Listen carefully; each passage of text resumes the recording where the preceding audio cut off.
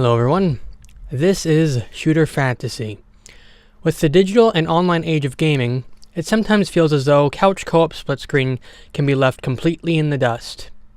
For example, we're going to use Halo 5 as an example throughout this entire video. So, 343 Industries made the decision to have split screen removed as a feature in Halo 5 for what they claimed to be based on performance reasons.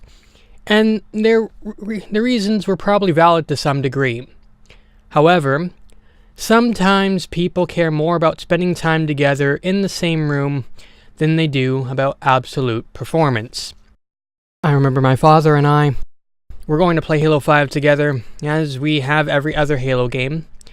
And after spending hours trying to figure out how to enable split screen, we found out it just wasn't a feature to begin with. So, after I played the campaign by myself, it was the first Halo game I actually ended up selling. Even Halo 4, with all of its controversy, is still on the shelf. It was never ever sold.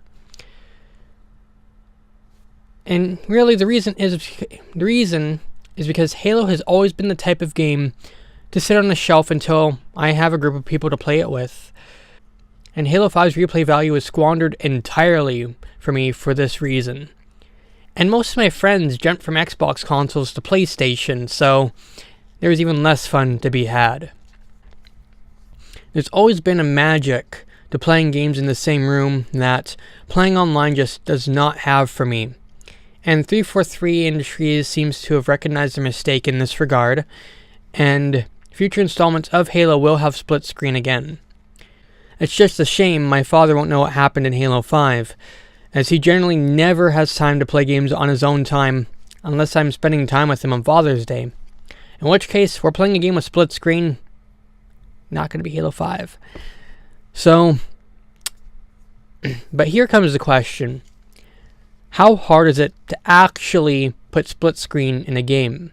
From my personal experience, it's relatively easy if you know what you're doing. And it turns out I actually created a split screen system for one of my working titles called Project NOR.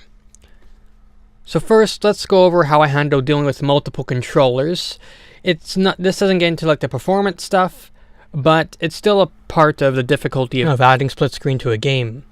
So primarily, I have a gamepad system dedicated to knowing how many controllers are connected at any given time. And it works on a first come, first serve basis. It waits for a newly created player to ask it for something to use as input. So, when a player is created, it has no controller assigned. So, the player asks this gamepad system to be permanently assigned one for the duration of the match. The system checks how many controllers it has left in reserve, and it assigns one to the asking player. Due to API limitations set by Microsoft, the max controllers that can be dished out with full functionality is 4 controllers. So presently, as long as only 4 players ask for a controller to be assigned, there's no issues. The game is also hard-coded to only allow 4 local players for this reason. On a technical level, with this gamepad manager, I could implement features such as using your phone as an extra controller, as well as support more than 4 players with some sacrifices made after the first 4 controllers are connected by using another controller API. But with 4 players maximum being the standard for most consoles and systems, it has not been seen as worth the extra development effort. Next, let's go over how I handle showing more than one screen. So the first thing I have a split screen management system that runs in the game, and it's dedicated to managing how many screens should be displayed and how they should be displayed. So what happens is newly created local players ask the split screen manager for space on screen. And the split screen manager automatically shuffles around the total amount of screens so that everything fits. And technically, my split screen system can show way over 16 screens at a time. But not only has that proven to be overkill, the processing power required is rather huge. Showing even 2 screens at a time with the resolution cut in half takes more processing power than just showing one screen by itself. And why is this? Well, even with the cut resolution, you're having to render the world, its lighting, and all of its assets twice. You're also having to render post-processing twice, and etc. There's also things like loading zones and whatnot to deal with. Halo's always dealt with it by teleporting other players if you go out of a loading zone and stuff like that. So there's been workarounds in regards to that. But basically, the more screens shown on your TV or monitor, the harder the graphics processor has to work. And of course, there's always been ways around this. Even consoles like the Nintendo 64 manage split screen. And generally in split screen, assets aren't rendered the absolute best that they can on the system.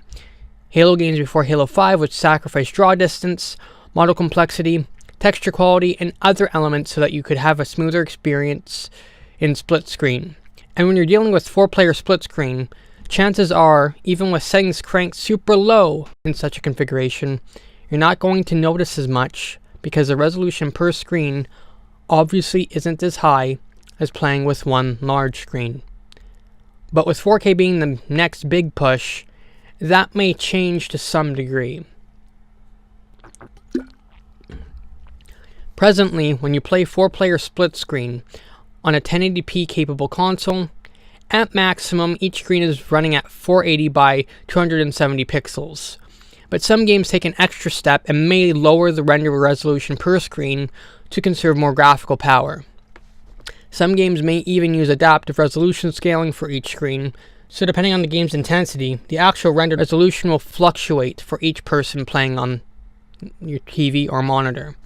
And in the Xbox 360 era, a game like Halo 4 rendered natively at 720p, which meant 4-player split screen gave each person a screen that was at max 320 by 180 pixels.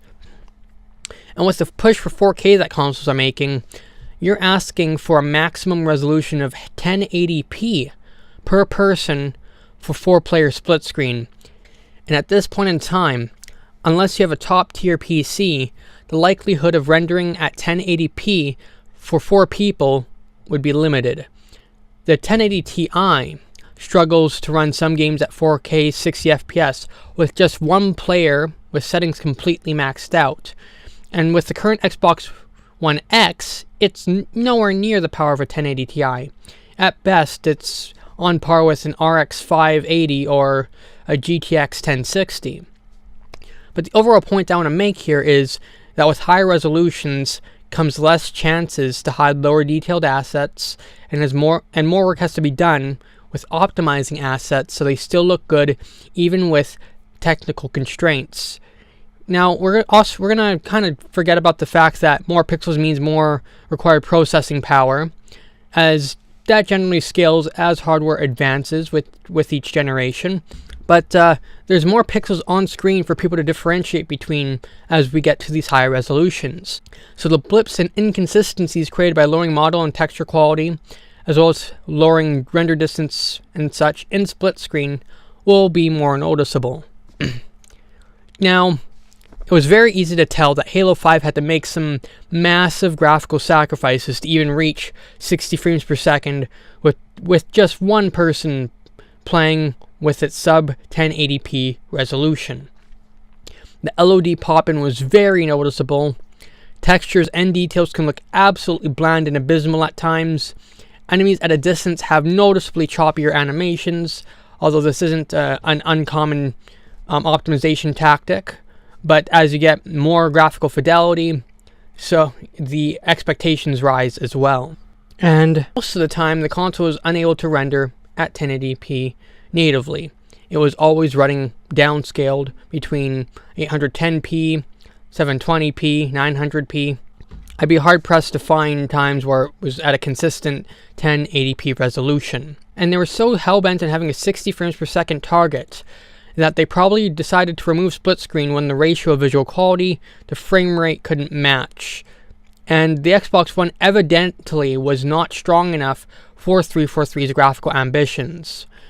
But I would have preferred 30 frames per second split screen over nothing at all. I absolutely love playing games at 60 frames per second or higher, primarily being a PC gamer.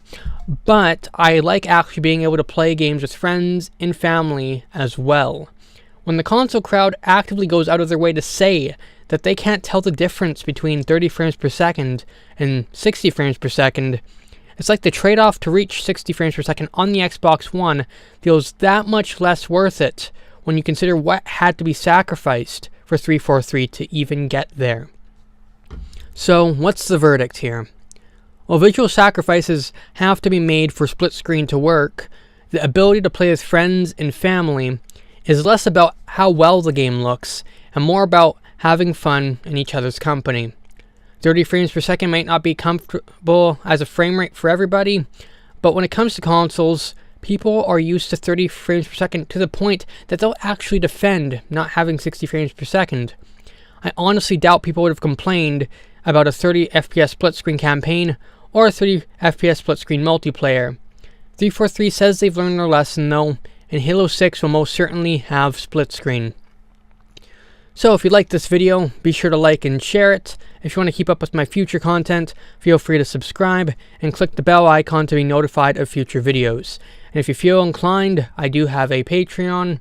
Any money will go towards this channel and any game project I happen to be working on at the time. Right now I'm working on Project NOR. It's an online arena shooter based on stunning, blocking, and teleporting enemy players to stall them from completing team objectives. I'll have a link to the website for that and the Patreon if anyone's interested in those. But with that all said, I'll see you guys next video or live stream, whichever comes first.